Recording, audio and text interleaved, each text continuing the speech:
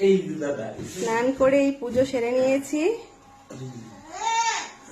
পুজোটা সকালেই করতাম, কিন্তু ফল মিষ্টি আনতে দেরি হয়ে গেছে, তার জন্য আর কি, মিষ্টি আর ফুল আনতে। আর এই যে দুই ভাই, হরি তুমি নতুন জামা পরেছো, নতুন জামা তুমি নতুন পরেছো। এই দুই ভাই এখন এই খাবার গুছিয়ে দেবো হরিকে আর কি। থালা গোছানো হয়ে গেছে। এই ভাত, 5 রকম ভাজা, পার্শে মাছের ঝাল, এই যে মাছের মাথা, 5 রকম মিষ্টি, পুরো গোছানো হয়ে গেছে সবকিছু।